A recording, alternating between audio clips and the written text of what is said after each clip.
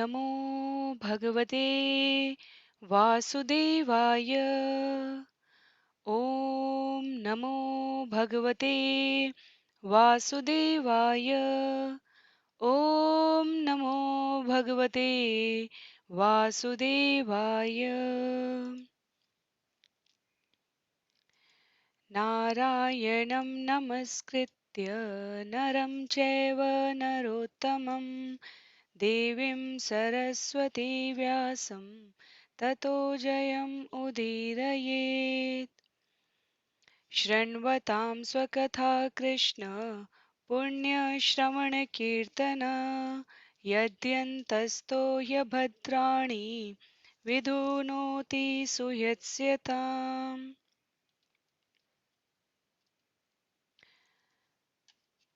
नष्टप्रायेष्वभद्रेषु नित्यं भागवत सेवया भगवत्युत्तमश्लोके भक्तिर्भवति नैष्ठिकी।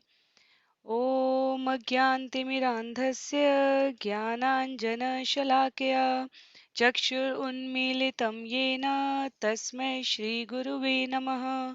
मूकं करोति वाचालं पङ्गुं लङ्घयते गिरिं यत्कृपातमहं वन्दे परमानन्दमाधवम्। वाञ्छाकल्पतरुभ्यश्च कृपा सिन्धुभ्य एव च पतितानां पावनेभ्यो वैष्णवेभ्यो नमो नमः। जय श्री कृष्ण चैतन्य प्रभु नित्यानंद श्री अद्वैत गदाधर श्रीवासादि गौर भक्तवृंद। हरे कृष्ण कृष्ण कृष्ण हरे हरे, हरे राम राम राम हरे हरे। हरे कृष्ण कृष्ण कृष्ण हरे हरे, हरे राम राम राम हरे हरे। हरे कृष्ण कृष्ण कृष्ण हरे हरे, हरे राम राम राम हरे हरे। हरे कृष्णा। आप सभी को दंडवत प्रणाम।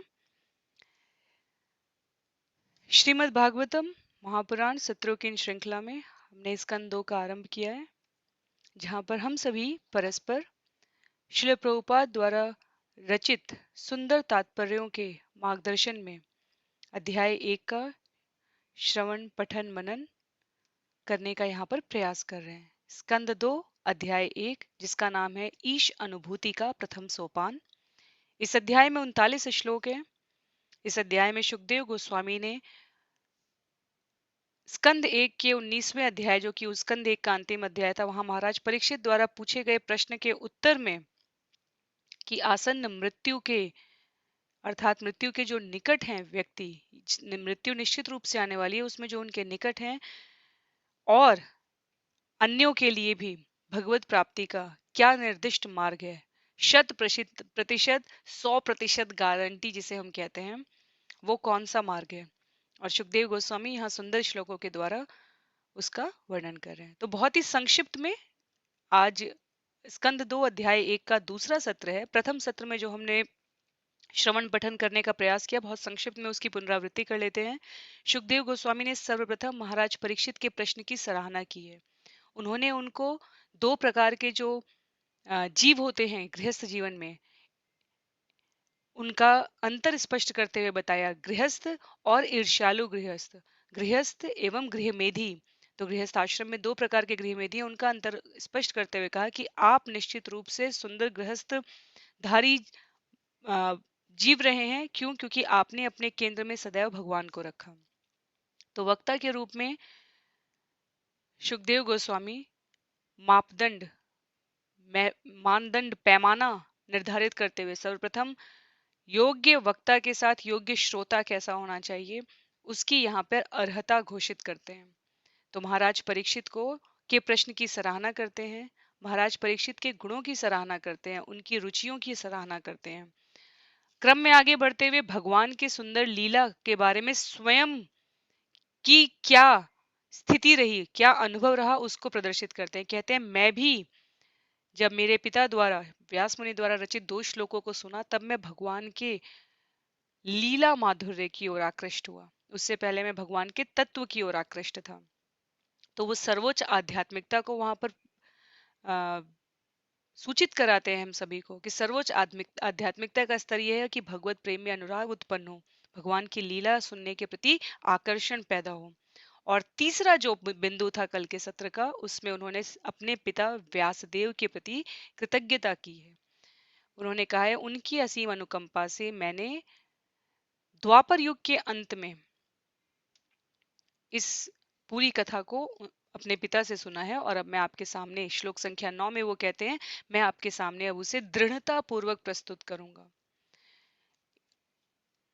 तत्पश्चात जैसा हम सत्रों के आरंभ में करते हैं, सबसे पहले हम श्लोकों का वाचन करेंगे। आप सभी से अनुरोध है, जिनके पास पुस्तक है वो निश्चित रूप से पुस्तक को हाथ में लेकर जो श्लोक यहाँ पर आज जिस दिन के सत्र में जो श्लोक हैं उनको वहां पर जाएं। तो स्कंद 2 अध्याय 1 श्लोक संख्या 10 से आज का सत्र आरंभ होगा।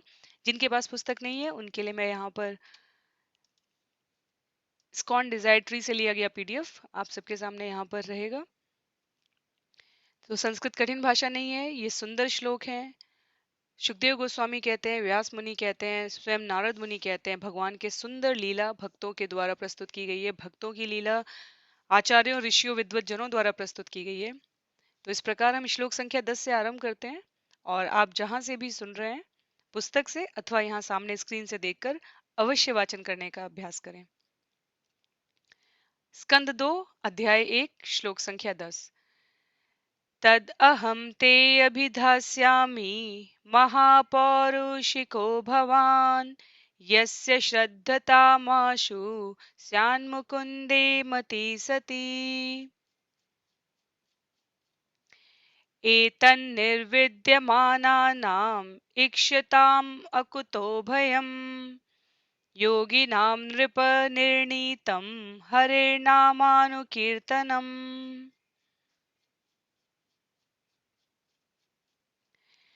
किं प्रमत्तस्य बहुभिः परोक्षैर्हार्यनैरिह वरं मुहुतं विदितं घटते श्रेयसे यत।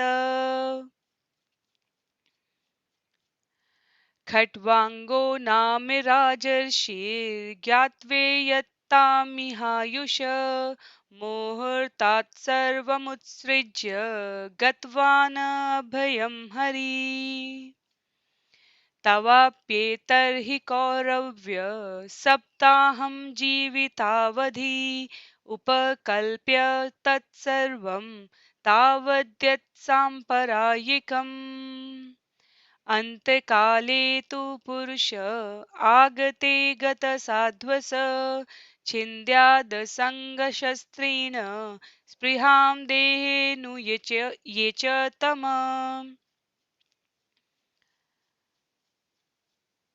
गृहात् प्रव्रजितो धीर पुण्यतीर्थजलाप्लुत शुचौ विविक्त आसीनो विधिवत् कल्पितासने।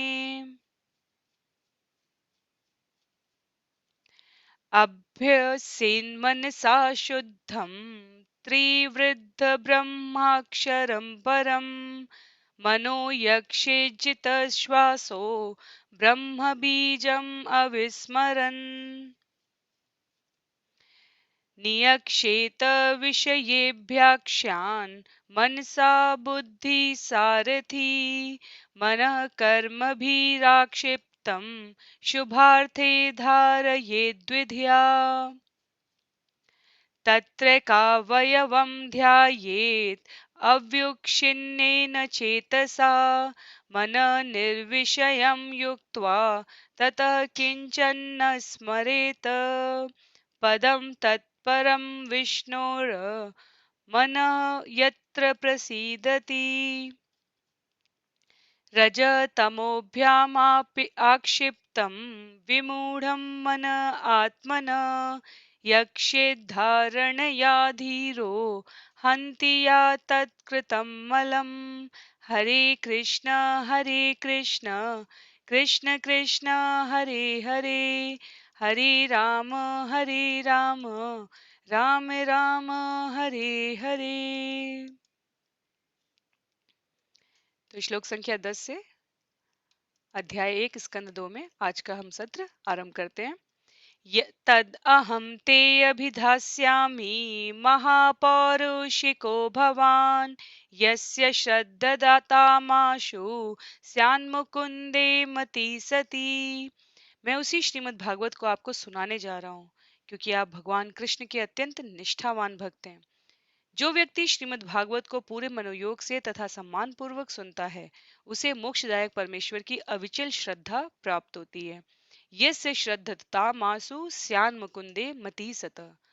तो यहाँ पर ये सत्य स्थापित किया जा रहा है कि जो भगवान की सुंदर श्रीमद् भागवत की इस कथा को पूरे मनोयोग से और सम्मान पूर्वक सुनता है उसे जो मोक्ष देने वाले परमेश्वर हैं उनके प्रति अविचल श्रद्धा प्राप्त होते हैं।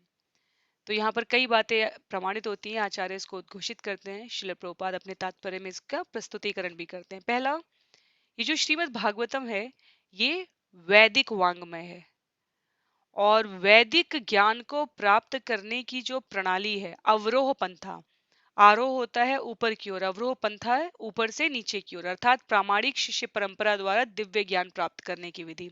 तो हमने हिंदी में शब्द सुने हैं आरोह और अवरोह। आरोह अर्थात ऊपर, अवरोह अर्थात नीचे।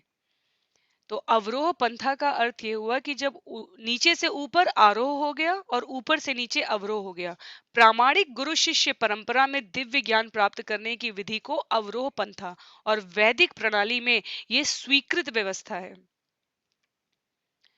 तो जैसे भौतिक ज्ञान की उन्नति के लिए हमें सामर्थ्य की आवश्यकता होती है, अंग्रेजी में कहते हैं कि भौतिक प्रगति करने के लिए हमें कैलिबर होना चाहिए, 2 C की बात है यहाँ पे। और आध्यात्मिक ज्ञान प्राप्त करने के लिए हमें कैरेक्टर होना चाहिए। तो यहाँ क्षमता, भौतिक उन्नति करने के लिए हमें वैयक्तिक सामर्थ्य चाहिए, कितना हम शोध कर सकते हैं, कितना कहाँ क्या ज्ञान है जिसे हम स्वयं के प्रयास से, सामर्थ्य से जाके प्राप्त कर सकते हैं। पर आध्यात्मिक ज्ञान में क्या चाहिए? कैरेक्टर, चरित्र चाहिए। उसमें हमारे अंदर वही प्रवेश कर पाएगा जो गुरु की कृपा से हम प्राप्त कर पाएंगे।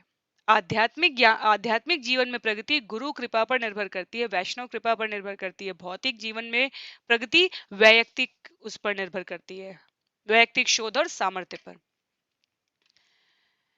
तो इस बात को यहाँ प्रस्तुत करने का उद्देश्य क्या है? इस बात को प्रस्तुत करने का उद्देश्य ये है कि सुखदेव गोस्वामी ने 2 बातें कही।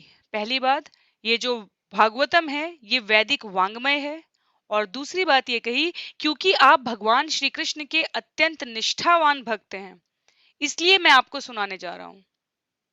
तो एक तो जो संसाधन है वो अपने आप में इतना सामर्थ्यशाली है, श्रीमद् भागवतम इतना सामर्थ्यशाली है, और दूसरा जो उसको प्राप्त करने का, अधिकारी बनने का इच्छुक है उसके अंदर निष्ठा होनी चाहिए, और आपके अंदर वो निष्ठा है। और उसके बाद तब वो उसके फायदे बता रहे हैं। क्या है उसका लाभ? क्या है उसका लाभ? ये है कि जो इसको पूरे मनोयोग से और सम्मान पूर्वक सुनेगा उसे परमेश्वर की अविचल श्रद्धा प्राप्त होगी। तो निष्ठावान हुए बिना यदि आप इसको सुन भी लेंगे तो भी आपको उसका अहेतुकी कृपा सुकृति अलग विषय है, पर निष्ठा एक ऐसा, वैदिक वाङ्मय में, सनातन धर्म में निष्ठा आपको स्वयं लानी पड़ती है। इसीलिए दामोदर महीना, कार्तिक का महीना, जो हमारे पूरे 12 महीने में भगवान श्री कृष्ण को अत्यंत प्रिय कहा जाता है, कार्तिक, जो कि श्रीमती राधा रानी कृतिका नाम पर कार्तिक महीना बना है, उसमें कहा गया है दामोदर कथा प्रतिदिन करना, जो मैया यशोदा ने दाम उदर को दाम से बांध दिया था। तो उसमें हमेशा कहते हैं कि जब मैया बांध रही थी तो 2 उंगली कम पड़ती थी, और वो उंगली क्या थी? विश्वास और प्रयास। भगवान पर विश्वास, गुरु के वचनों पर विश्वास, शास्त्र के वचनों पर विश्वास, और उसे विश्वास करके समझने का, आचरण में लाने का प्रयास। तो विश्वास और प्रयास, श्रील प्रभुपाद ने कहा 4 नियम और 16 माला, विश्वास और प्रयास। और उसके बाद वो कहते हैं कि मैं, एक जगह तात्पर्य में आएगा, जहां वो आएगा मैं आप लोगों को भगवान की कृपा से हम लोग वैष्णव के आशीर्वाद से उसे प्रस्तुत करेंगे, कि वो कहते हैं कि विश्वास और प्रयास पूर्वक 4 नियम और 16 माला करो, भगवान के चरण कमलों में आपकी शरणागति, आपकी अविचल श्रद्धा, आपकी अंतिम गति होगी, इस बात को मैं सुनिश्चित करता हूं। तो ये कोई भौतिक गुरु का प्रलोभन युक्त अवसर का लाभ उठाने के लिए की गई घोषणा नहीं है।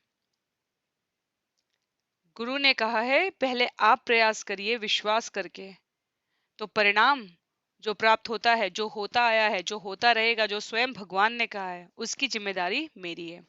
तो सुखदेव गोस्वामी ने यहाँ पर कहा ज्ञान प्रामाणिक है, अवरोह पंथ से आया है, जो मान्य प्रणाली है वैदिक ज्ञान को समझने की। मैंने अपने से उच्चतम गुरुओं से सीखा है। मैंने अपने पिता और गुरु व्यासदेव से सीखा, व्यासदेव ने अपने गुरु नारद मुनि से सीखा। तो ज्ञान परंपरा में आ रहा है।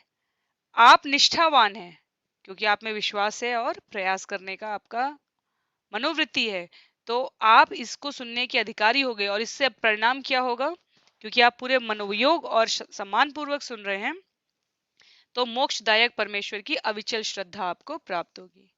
यदि आप स्मरण करें, हमने ये उदाहरण पहले भी दिया था, श्रील प्रभुपाद इसको उद्घोषित करते हुए पुनः कहते हैं कि एक घर में कई कमरे हैं, एक बिल्डिंग में कई सारे फ्लोर हैं, लेवल हैं, तो कई सारी यूनिट्स होंगी, इकाइयां होंगी, और सबका एक सेंटर इलेक्ट्रिसिटी सप्लाई का सिस्टम होगा। सारे वायर्स कनेक्टेड हैं, जितने भी इंस्ट्रूमेंट हैं, पंखा, light, bulb, refrigerator, aircon, heater, सब कुछ सब कनेक्टेड है। लेकिन जब तक और मेन और हम बिजली स्विच ऑन और ऑफ करेंगे तो वो काम करने लग जाएंगे, पर अगर मेन स्रोत से वो कनेक्शन लूज है तो वहां से कितना भी प्रेषित किया जाता रहे और यहां आप कितना भी बटन दबाते रहिए, कनेक्शन होना चाहिए।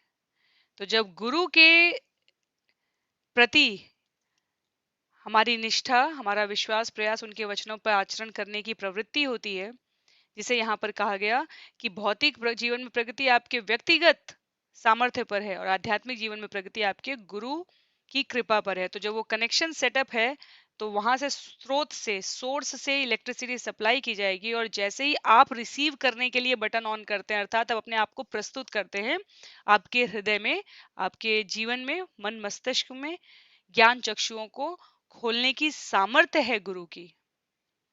तो यहाँ चाहिए चरित्र आध्यात्मिक जीवन में, वो निष्ठा जो महाराज परीक्षित यहाँ सुखदेव गोस्वामी के चरणों में दिखा रहे हैं, वो समर्पण जो महाराज परीक्षित यह जानकर कि मेरे जीवन की अंतिम गति 7 दिन बाद है, भगवत धाम जाने के लिए आकुल होकर प्रस्तुत कर रहे हैं,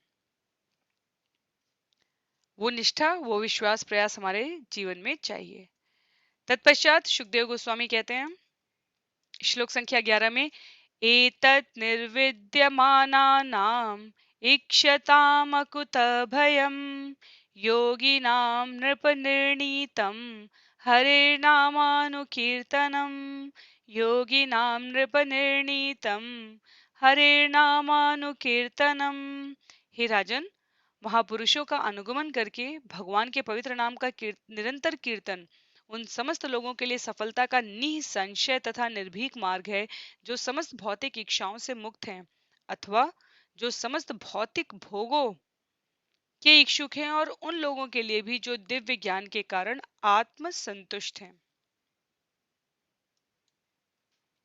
तो क्या करके? महापुरुषों का अनुगमन करके। इसीलिए कहा गया गुरु, शास्त्र और भक्तों का संग। महापुरुषों का अनुगमन करके भगवान के पवित्र नाम का निरंतर कीर्तन उन सभी व्यक्तियों के लिए सफलता देने वाला है, निश्चित रूप से सफलता देने वाला है, जो भौतिक समस्याओं से, भौतिक इच्छाओं से मुक्त हैं, भौतिक भोगों के इच्छुक हैं, या जो आत्म ज्ञान की वजह से संतुष्ट हो चुके हैं। तो दोनों तीनों ही कारणों के कारण जैसे भगवान कृष्ण स्वयं हैं, वैसे ही भगवान के पवित्र नाम का कीर्तन ही दोनों तीनों चारों प्रकार के, जितने भी हम प्रकार बनाना चाहे उतने प्रकार के जीवों का कल्याण करने के लिए सक्षम है। तो लोग नाना प्रकार के हैं भौतिक जगत में, इसमें किसी को आपत्ति नहीं है स्वीकार करने में, और किसी भी मार्ग पर सफलता प्राप्त करने का सबका अपना अपना तरीका भी होता है। तो जो बहुत सबसे जिसमें मेजॉरिटी सबसे ज्यादा लोग जाएंगे, हम कह सकते हैं वो हो सकते हैं भौतिकतावादी। अब भौतिकतावादी जीवों के लिए उनकी जो प्रकृति है वो भौतिक भोगों को भोगने की रहेगी, तो थोड़ा बहुत वो रिचुअल की तरह कि ये विधि पालन करने योग्य वो भक्ति कर सकते हैं, भगवान को स्मरण कर सकते हैं।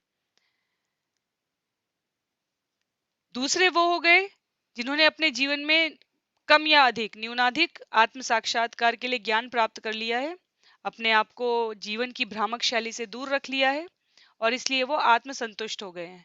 तो ना तो वो भौतिक जगत को भोगने की कामना रखते हैं और ना ही इससे छुटकारा पाने की इच्छा करते हैं। वे सदा सर्वदा भगवान श्री कृष्ण को तुष्ट करने में लगे रहते हैं। तो ऐसे व्यक्ति भी अधिकारी हैं। और फिर तीसरा सुखदेव गोस्वामी कहते हैं कि जो सभी प्रकार के कर्मों को करने से पहले ही भगवान को समर्पित कर चुके हैं, क्योंकि स्वयं को वो सदा सर्वदा भगवान के रूप गुण लीला आदि के विषय में श्रवण करने में लगे रहते हैं, वो भी निश्चित रूप से अधिकारी हैं। और उसके पश्चात हमारे श्रील प्रभुपाद तात्पर्य में लिखते हैं कि श्रील सुखदेव गोस्वामी के अनुसार सभी प्रकार के जीव, विशेषकर कलयुग में, जैसे कहते हैं कि एक फॉर्मूला सब पे फिट नहीं होता, लेकिन सुखदेव गोस्वामी यहाँ पे घोषणा करते हैं, जिसे श्रील प्रभुपाद उद्धृत कर रहे हैं, सभी प्रकार के जीवों की सभी भौतिक जंजालों से मुक्ति के लिए एक प्रकार की दवा है जो सबके लिए समान है। डोज जितनी बढ़ाते जाएंगे परिणाम उतना सुखकारक आएगा। डोज क्या है वो दवाई की? हरे नाम हरे नाम हरे नामेव केवलम कलौ नास्तेव नास्तेव नास्तेव गतिरन्यथा। कलयुग में और कोई गति नहीं है, नहीं है और नहीं है।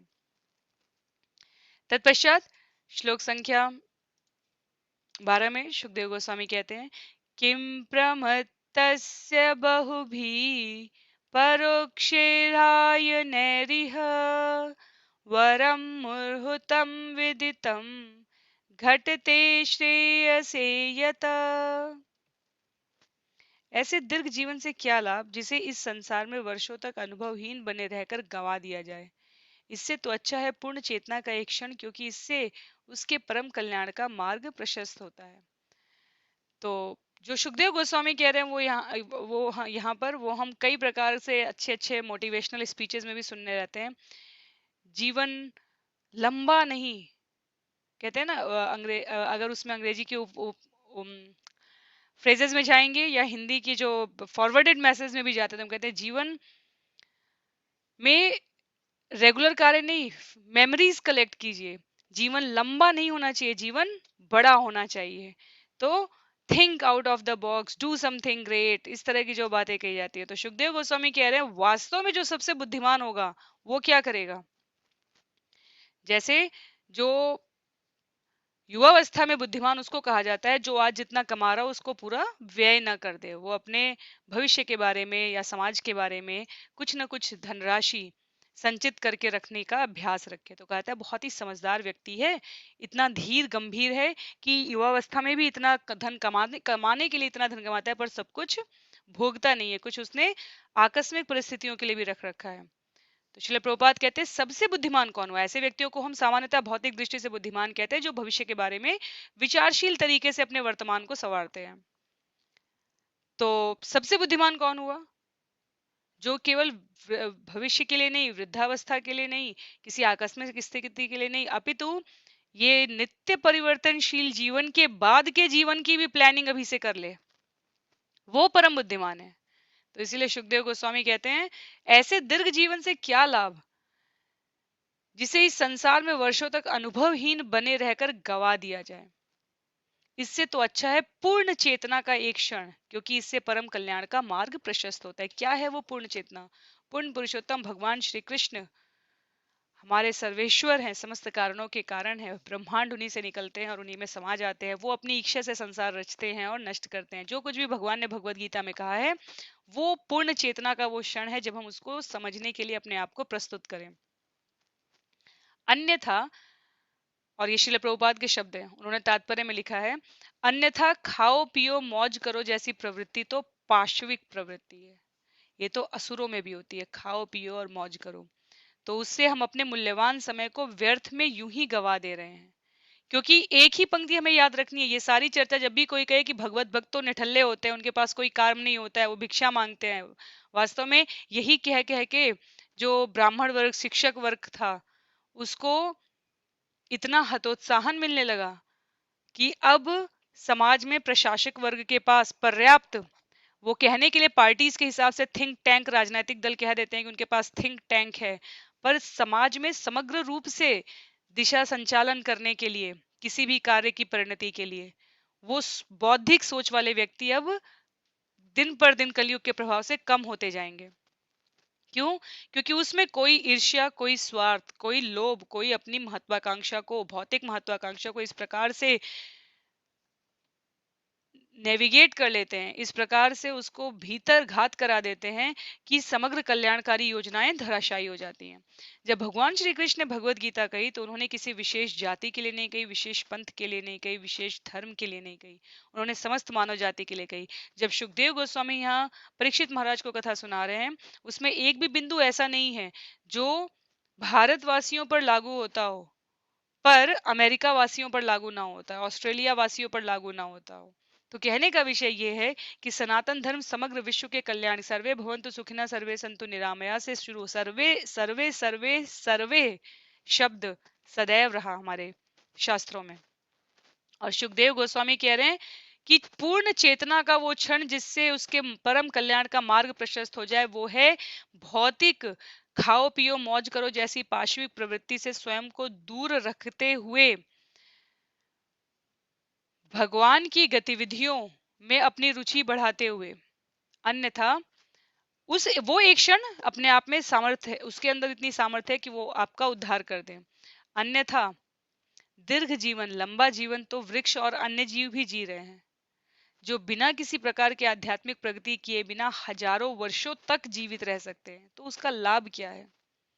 तो इसीलिए श्री प्रभुपाद हमेशा कहते हैं कि अपनी पुस्तकों को बिल्कुल वकालत की पुस्तकों की तरह पढ़ना चाहिए, शास्त्रों को, और स्वयं अपने प्रश्न के उत्तरों के लिए हमें प्रस्तुत रहना चाहिए, इतना जीवन में अध्ययन हो। तो सबसे परम बुद्धिमान कौन है? जो जीवन के बाद के जीवन के सोचे। पूर्ण चेतना, जो आत्म जागृति की वो एक शेरना है, चेतना का एक क्षण है, वो अपने आप में पर्याप्त है एक लंबे दीर्घकायी जीवन से। उसके पश्चात श्लोक संख्या 13 में सुखदेव गोस्वामी उदाहरण देते हैं एक बहुत सुंदर महाराज का। खट्वांगो नाम राजर्षि ज्ञात्वैयत्तामिहायुष मुहूर्तात् सर्वमुत्सृज्य गतवान अभयम हरि। राजर्षि खटवांग को जब यह सूचना दी गई कि उनकी आयु का केवल एक क्षण मुहूर्त शेष है तो उन्होंने तुरंत अपने आप को समस्त भौतिक कार्यकलापों से मुक्त करके परम रक्षक भगवान की शरण ले ली। तो अब देखिए, पहले राजाओं के नाम के आगे राजर्षि होता था क्योंकि राजा स्वयं को भगवान का प्रतिनिधि समझ के स्वयं का इंद्रिय भोग नहीं समझ करते थे, वो प्रजा के कल्याण में लगे रहते थे। तो हर क्षण की क्या महत्ता है, इसको उद्धृत करते हुए खटवांग जो राजर्षि हुए हैं उनसे उत्तम उदाहरण नहीं है। क्यों? क्योंकि खटवांग जो कथा आती है जिस प्रकार से, एक बार महाराज खटवांग को देवताओं ने असुरों से युद्ध करने के लिए स्वर्ग में बुलाया था और राजा के रूप में उन्होंने देवताओं को पूरी तरह से संतुष्ट करते हुए युद्ध हुआ। तो देवता उनसे प्रसन्न हो गए और उन्होंने उनसे कोई वर मांगने के लिए कहा। पर जो महाराज खटवांग रहे हैं वो अपने कर्तव्यों के प्रति अत्यधिक सचेत रहे हैं। हमेशा वो अपने मुख्य कर्तव्य को निभाने के प्रति जागरूक रहने के कारण आदर्श व्यक्ति थे। तो वो किसी वर के फेरे में नहीं पड़ना चाहते थे, किस प्रकार का वर, कैसा वर। तो उन्होंने देवताओं से क्या पूछा? उन्होंने देवताओं से कहा कि मुझे मेरे शेष जीवन के बारे में बताइए, अर्थात मेरे जीवन में कितना समय बचा है ये बताइए। तो मुझे भौतिक वर प्राप्ति की चिंता नहीं है, मुझे कितना समय बचा है ये बताइए आप। और देवताओं ने क्या कहा? आपके जीवन का केवल एक क्षण शेष है और महाराज खटवांग, राजर्षि महाराज खटवांग ने तुरंत स्वर्गलोक छोड़ा, भूमि धाम पर आए, आकर परम रक्षक भगवान की शरण ग्रहण की। वे अपने इस महत् प्रयास में सफल रहे और उन्हें मुक्ति प्राप्त हुई। पर वो उस क्षण में इसलिए व्यवहार कर पाए क्योंकि वो अपने जीवन भर सजग थे अपने कर्तव्यों के प्रति, और अंत समय में भी वो भौतिक लाभ के, जैसे कल हमने उस गोबर वाले कीड़े का उदाहरण दिया था कि वो दिन भर गोबर इकट्ठा करके अपने बिल में जब ले जाने के लिए पहुंचता है तो उसे लगता है और उसका जीवन का कि वो अंदर जा ही नहीं सकता, तो उसके जीवन का संपूर्ण प्रयास विफल हो गया क्योंकि वो उसको आगे उपयोग नहीं कर सकता। पर महाराज खटवांग को जैसे ही पता चला कि एक क्षण बचा है मेरे पास, उन्होंने अपने पूरे मनसा वाचा कर्मणा समस्त इंद्रियों को उन्होंने भगवान पर केंद्रित कर दिया। और यहाँ उदाहरण है कि उनकी बहुत सुंदर गति हुई।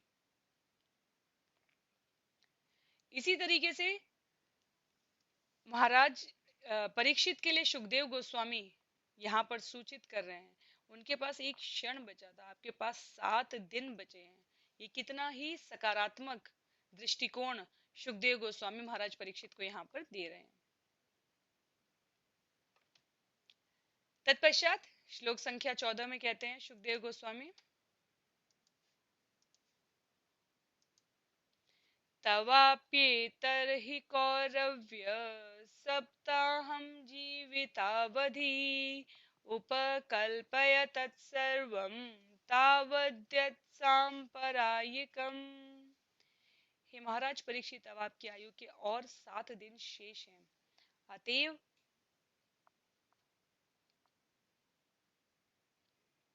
इस अवधि में आप उन समस्त अनुष्ठानों को संपन्न कर सकते हैं जो आपके अगले जीवन के परम कल्याण के लिए आवश्यक है। तो ये जो 7 दिन का अवसर है आपके पास, इसमें उस प्रकार के कर्मों को, अनुष्ठानों को करिए जो आपके अगले जीवन के परम कल्याण के लिए आवश्यक है। तो जो विषय आज हम, जो पंक्ति हम लोग आज सबसे ज्यादा फोकस कर रहे हैं, जिस पर हमारा ध्यान रहना चाहिए, जो इस जीवन के बाद के जीवन के लिए सबसे ज्यादा लाभकारी है, उस पर अपना ध्यान केंद्रित करिए, वही आपको सबसे ज्यादा बुद्धिमान बनाएगा। तो अगर महाराज खटवांग एक क्षण में अपने जीवन की तैयारी कर सकते हैं, अगर महाराज परीक्षित 7 दिन में अपने जीवन की तैयारी कर सकते हैं, तो सुखदेव गोस्वामी के माध्यम से श्रील प्रभुपाद अपने जो व्याख्यान है, तात्पर्य है, उसमें कहते हैं कि हम सबको विचार करना चाहिए कि हमारे अपने जीवन में कितने शेष, जीवन में कितने दिन शेष है हमें नहीं पता, पर हम उसकी तैयारी कैसे कर रहे हैं। तो श्रेष्ठतम तैयारी क्या है? स्वयं को सदैव भगवान की स्मृति के प्रति, अपने आचार्यों की स्मृति के प्रति, अपने गोस्वामी की प्रगति के प्रति, जिस प्रकार उन्होंने किया, इन सब में विशेष तथ्य जो है वो हमें स्मरण रखना है कि भगवान के शब्द रूप की शरण ग्रहण कर लें। और ये अनुष्ठान, क्योंकि हमने कहा कलयुग के लिए श्वेतश्वेतर उपनिषद में लिखा है हरे नाम हरे नामाय केवलम, ये जो संग्रह है भगवान नाम का संग्रह, ये निश्चित रूप से अगले जीवन की अच्छी तैयारी के लिए आवश्यक है, कम से कम। और उसके पश्चात श्रील प्रभुपाद कहते हैं ये अनुष्ठान औपचारिक नहीं है, ये ऐसा नहीं कहा जा रहा है कि आज कर लिया, आज मन किया, कल नहीं मन किया, नहीं, ये आपको निश्चित रूप से निश्चित समय के अंदर करना चाहिए।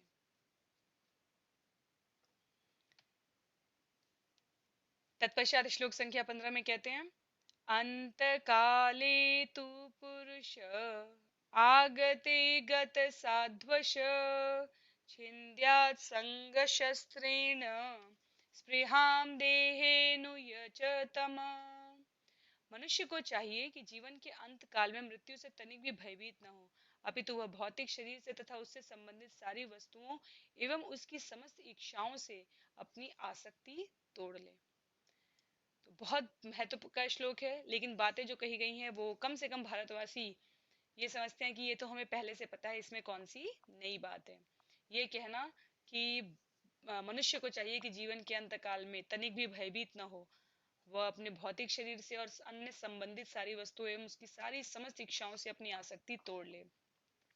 जितना आसान ये कहना है, उतना ही कठिन जीते जी व्यवहारिक जीवन में और मृत्यु के समय इसकी आसक्ति को काटना कठिन है। इसीलिए आचार्य पुनः पुनः और पुनः इसका स्मरण करा रहे हैं। क्यों? क्योंकि आसक्तियां बहुत प्रबल होती हैं और उनको तोड़ना, अपनी समस्त इच्छाओं से अपने आप को अभिन्न रखना आसान है, भिन्न रखना बहुत कठिन है। इच्छाएं अलग है, मैं अलग हूँ, मैं ये इच्छाएं नहीं हूँ। और ये इच्छाएं सिर्फ इस शरीर, इस जीवन का ये जो शरीर है, इसके इस यंत्र से एक बार में पूरी या अधूरी रह जाएंगी। पर ये जो आत्मा है, ये अगली यात्रा पर निकल जाएगी और मेरे इस यात्रा में का एक जीवन व्यर्थ चला जाएगा यदि मैं अपनी संचित पूंजी, जो शब्द नाम में भगवान नाम के रूप में होनी चाहिए, उसका अच्छा संग्रह नहीं कर रहा हूँ। तो जिसने जीवन भर अभ्यास नहीं किया है इस आसक्ति से अपने आप को तोड़ने का, वो अंत समय में नहीं कर सकता। इसलिए आप देखिए, आचार्य कहते हैं मनुष्य को चाहिए कि जीवन के अंत काल में मृत्यु से भयभीत ना हो। लेकिन कब भयभीत नहीं होगा? जब वो अपनी सारी वस्तुओं एवं समस्त इच्छाओं से अपनी आसक्ति को तोड़ चुका रहता है। उसके बाद श्लोक संख्या, इसमें बहुत सुंदर तात्पर्य है। ये एक्चुअली ये जो श्लोक 15 है, इसका श्रील प्रभुपाद ने 3 से 4 पेज में कुछ कुछ श्लोक ऐसे हैं जिसका श्रील प्रभुपाद ने बहुत अच्छे से सुविधा पूर्वक समय लिया है और उसका तात्पर्य प्रस्तुत किया है। तो स्कंद 2 अध्याय 1 श्लोक संख्या 15 का श्रील प्रभुपाद ने इसी क्रम में बहुत सुंदर तात्पर्य प्रस्तुत किया, अलग अलग उदाहरणों के द्वारा, कि क्यों ये मानव जीवन अनमोल है, क्यों भगवान का नाम लेना जीवन की प्राथमिकता होनी चाहिए, क्यों भगवान की सेवा करना हमारे जीवन के केंद्र में होना चाहिए, और क्यों हमारी सारी भौतिक योजनाएं हमारे इस केंद्र के क्रम में चलनी चाहिए।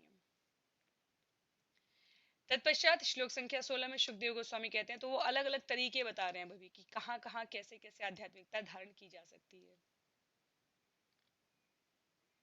सुखदेव गोस्वामी कहते हैं, गृहात प्रव्रजितो धीर पुण्य तीर्थ जलाप्लुत शुचो विविक्त आसीनो विधिवत कल्पिताय तासने। मनुष्य का घर छोड़कर आत्म संयम का अभ्यास करना चाहिए, उसे तीर्थ स्थानों में नियमित रूप से स्नान करना चाहिए और ठीक से शुद्ध होकर एकांत स्थान में आसन लगाना चाहिए। तो ये बिल्कुल वैसा ही है जैसे हमने सांख्य योग, अष्टांग योग की बातें हम भगवत गीता में सुन रहे थे भगवान के मुख से। जिनकी सहज प्रवृत्ति नहीं है भगवत सेवा में, उनको इस प्रकार के कार्य अवश्य करने पड़ेंगे यदि वो मुक्त होना चाहते हैं। कि घर छोड़े पहला, दूसरा आत्म संयम का अभ्यास करे, तीसरा नियमित रूप से तीर्थ स्थानों में आत्म संयम का अभ्यास करे, नियमित रूप से तीर्थ स्थानों में स्नान करे और एकांत स्थान में आसन जमाए। और उसके बाद क्या होगा? मन केंद्रित होगा। जबकि भक्त क्या करेगा? भक्त सदा सर्वदा भक्ति में लगा रहेगा, तो उसका मन सदैव केंद्रित रहेगा भगवान के लिए भोजन बनाना, भगवान के लिए वस्त्र सिलना, भगवान के लिए नौकरी व्यापार रोजगार, छात्र छात्रा बनना, जो भी कहिए। तो इसीलिए अंत क्या निकलेगा? अंत अगर यदि हम इसमें, तो अर्जुन वहां क्या कहता है भगवत गीता में? अर्जुन कहता है कि ये जो योग पद्धतियां बता रहे हैं मन को नियंत्रित करने की, ये बहुत कठिन है। तो भगवान ने कहा था कि मैं तुम्हें हायर टेस्ट देता हूँ, इससे उच्चतर स्तर ये है कि मेरा नाम जपते रहो और तुम्हें जीवन जीने के लिए जितना जिस प्रकार के मार्गदर्शन की प्रेरणा की आवश्यकता है, वो तुम्हें मेरे जीवन से प्राप्त होने लगेगी, सिर्फ नाम जप से। तो तीर्थ स्थानों का नियमित जाप, ठीक से शुद्ध होकर एकांत में बैठना, आत्म संयम का अभ्यास करना, घर परिवार सबको छोड़ देना। और इसमें तनिक भी यदि कोई फेल होता है, असफल होता है, तो फिर वो उसको क्या लगेगा? उसकी यात्रा कहाँ से शुरू होगी? अगर वो इसमें जहाँ पुनः वहीं से एकांत में जाओ ध्यान धारणा में लगने के लिए अपने आप को। पर भक्त की यात्रा अगर बीच में टूटती भी है, इसका भी उत्तर भगवान अध्याय 8 में देते हैं अर्जुन को। जब अर्जुन कहता है कि अल्पकालीन योगी की और बहुकालीन दीर्घकालीन योगी की क्या गति होती है, तब वहां पे भगवान ने उत्तर दिया है कि भक्ति मार्ग में रहने पर यदि आप असफल भी होते हैं, तो आपको तनिक भी विचलित होने की आवश्यकता नहीं है। क्यों? क्योंकि वो जितना आपने एक्यूमुलेट किया है, वो निश्चित रूप से जो आपने एकत्र किया है भक्ति नाम हरि नाम, उसका प्रभाव, उसकी कृपा आपको निश्चित रूप से अपने अगले जन्म में भी मिलनी है। प्रार्थना भक्त हमेशा ये करता है कि अगला जन्म ना हो, भगवान के चरणों में सदा सर्वदा हम वास करते हुए नित्य जीव की तरह सेवा कर सकें।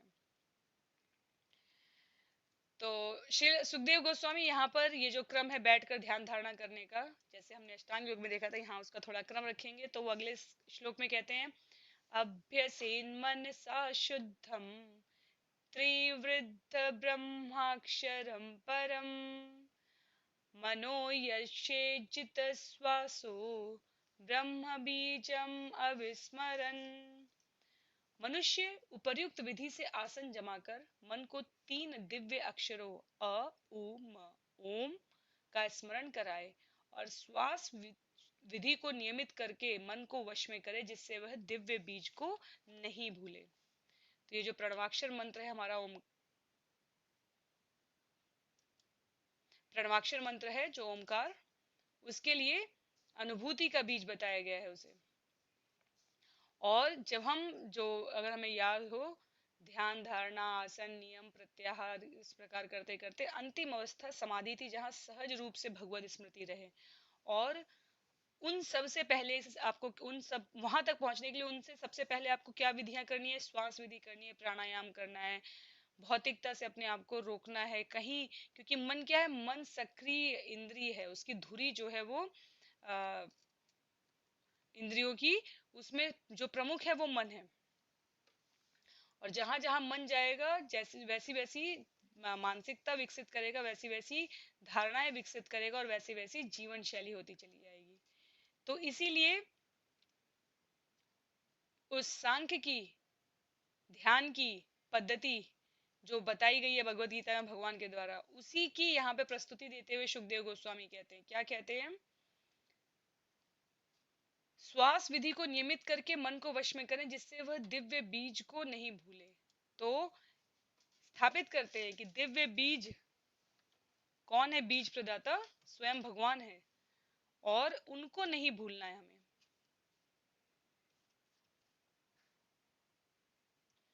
तत्पश्चात श्लोक संख्या 18 में कहते हैं,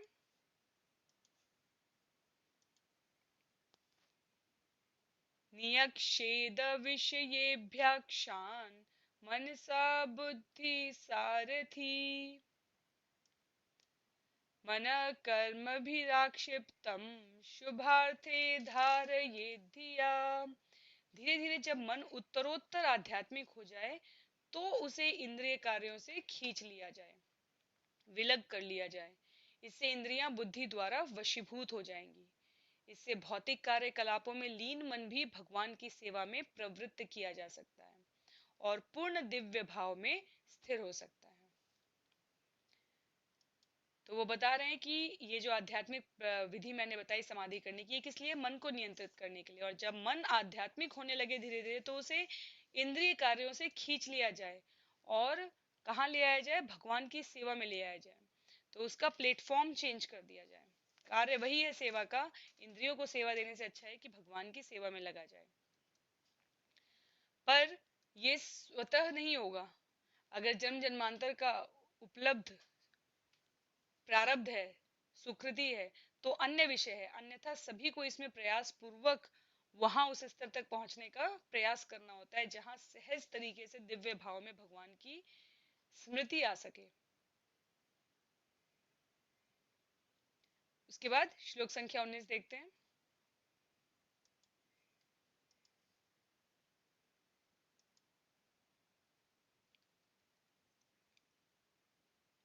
तत्रैकावयवं ध्यायेत् अव्युक्षिन्नेन चेतसा मनो निर्विषयं युक्त्वा ततः किञ्चन स्मरेत पदं तत्परमं विष्णु मनो यत्र प्रसीदति। तत्पश्चात श्री विष्णु के पूर्ण शरीर की अवधारणा को हटाए बिना एक एक करके विष्णु के अंगों का ध्यान करना चाहिए। इस तरह मन समस्त इंद्रिय विषयों से मुक्त हो जाता है। तब चिंतन के लिए कोई अन्य वस्तु नहीं रह जानी चाहिए। क्योंकि भगवान विष्णु परम सत्य हैं, अतएव केवल उन्हीं में मन पूर्ण रूप से रम जाता है। तो ये सुखदेव गोस्वामी परीक्षित महाराज को कैसे भगवान को प्राप्त करें उसकी विधि में बता रहे हैं। पहले उन्होंने जो ध्यान धारणा की विधि बताई वो मन को केंद्रित करने के लिए बताया। जब मन एक बार केंद्रित रहने लग जाए तो उसको हाइयर टेस्ट देना है, उच्चतम सेवा का अवसर देना है, उच्चतर। तो धीरे धीरे उसका क्रमिक विकास होगा। तो उसकी अन्य इंद्रिया भी, अगर मन सद गया तो धीरे धीरे इंद्रिया भी भौतिक कार्यों में लीन होते हुए रहे, वहां का आवश्यक संपादित करते हुए भी भगवान की सेवा में प्रवृत्त रहेंगी और दिव्य भाग को, जो भाव है, उसको अपने हृदय में विकसित करेंगी। पर साथ ही साथ अगर केवल विष्णु की बहिरंगा शक्ति को देखेंगे तो हम मूर्ख कहलाएंगे। क्यों?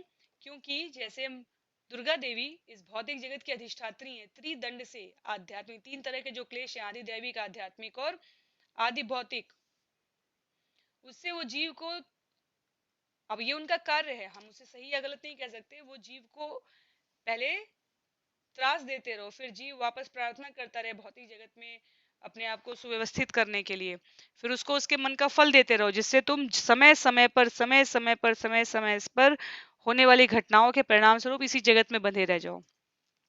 तो इसलिए यहाँ पर विशेष रूप से कहा गया है कि विष्णु की बहिरंगा शक्ति से स्वयं को मोहित नहीं होने देना है। और वो कब नहीं होने देंगे हम? जब हम अपने जीवन में भगवान के पूर्ण स्वरूप को कभी नहीं भूलेंगे। इसलिए यहाँ पर कहा गया है कि एक एक करके उनके दिव्य शरीर के सभी अंगों का चिंतन है जो, वो करने का हमें अभ्यास डालना चाहिए। अन्यथा हम कभी भी पूर्णता को प्राप्त नहीं कर पाएंगे। तत्पश्चात श्लोक संख्या 20 में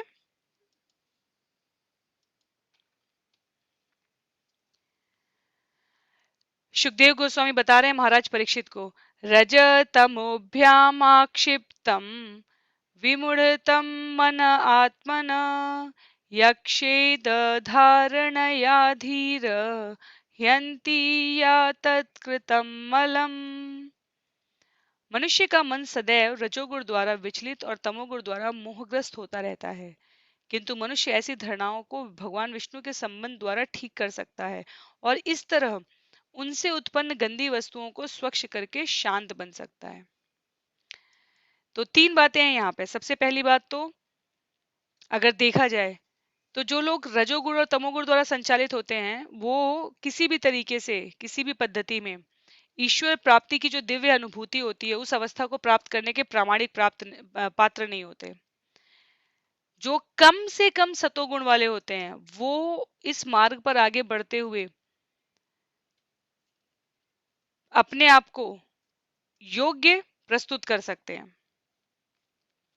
तो इसलिए जो भगवान का शुद्ध भक्त है वो अपने सेवा भाव के स्वभाव से प्रत्येक वस्तु को आध्यात्मिक सत्ता में बदलने की कला से अवगत बनने की कोशिश करेगा। और जो यहाँ पर सुखदेव गोस्वामी महाराज परीक्षित को कह रहे हैं कि ऐसी धारणाओं को भगवान विष्णु के संबंध द्वारा ठीक कर सकता है। किस प्रकार की धारणाओं को? भौतिक विषय में प्रवृत्त होने की धारणा को। और उससे क्या करेगा? गंदी वस्तुओं को स्वच्छ करके शांत बन सकता है। तो इसमें उदाहरण किसका देता है? उदाहरण देता है समुद्र का। कितनी भी प्रकार की, कितनी भी जगह से नदियां आकर मिलती जाएं, समुद्र के जल स्तर में सामान्य परिस्थितियों में कोई विशेष अंतर नहीं आता। सबको समान भाव से वो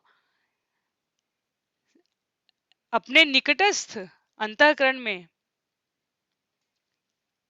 लेने में कोई आपत्ति नहीं है। अंतःकरण में स्वयं को जो नदियों का वो है समुद्र, उसको स्थापित करने में कोई उसको आपत्ति नहीं, लेकिन स्वयं की जो स्थिरता है, गंभीरता है, उसे वो कभी नहीं डिगने देता, कोई नहीं डिगा पाता।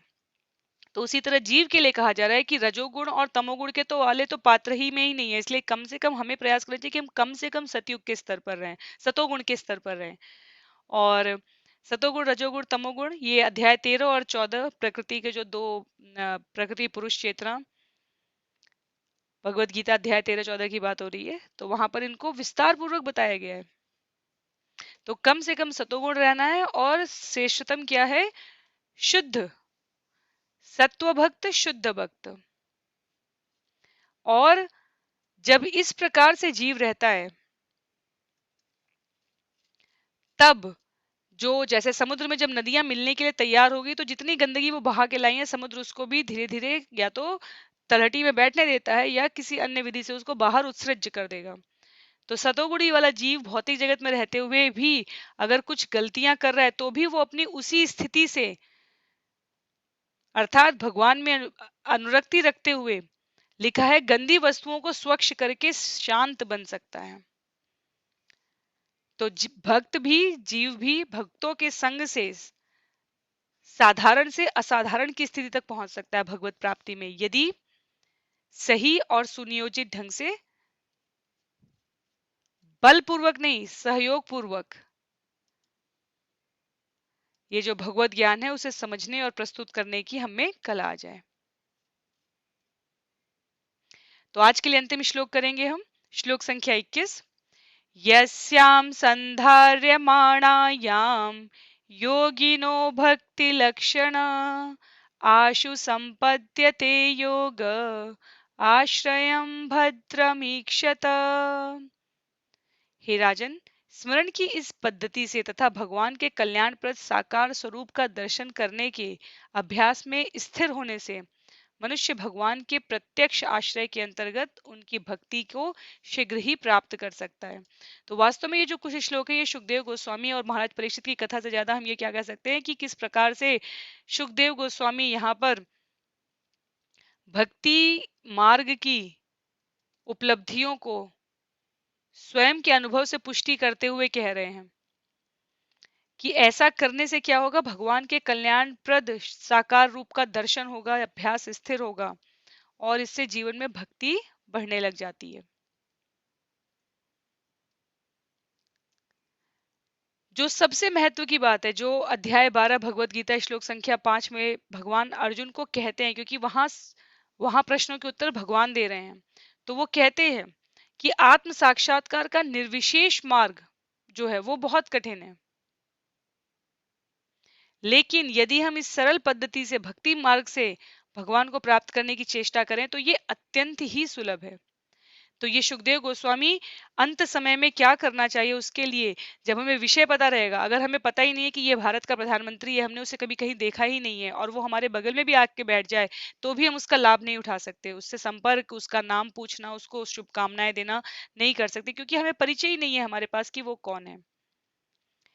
उसी तरीके से सुखदेव गोस्वामी यहाँ पर बता रहे हैं कि जब तक हम शास्त्र पढ़ेंगे नहीं, भगवान के बारे में जानेंगे नहीं, उनकी अद्भुत महिमा का हम उल्लेख करने की योग्यता नहीं अर्जित करेंगे, तब तक हमारे लिए भगवान अगर स्वयं साक्षात प्रकट भी हो जाएं तो भी हमारे लिए उनको पहचानना एक कठिन स्थिति है, क्योंकि भगवान को सिर्फ वही पहचान पाएगा जिनसे वो पहचान करवाना चाहते हैं अपनी। तो सुखदेव गोस्वामी के वचनों का उद्देश्य महाराज परीक्षित को यहाँ कोई संभाषण प्रस्तुत करना या कुछ प्रेरणाप्रद पुस्तकें या वस्तुएं या विचार समर्पित करना, इसके लिए नहीं एकत्र हुए हैं। वो जीवन के सर्वश्रेष्ठ लाभ को उद्धृत कर रहे हैं यहाँ पर।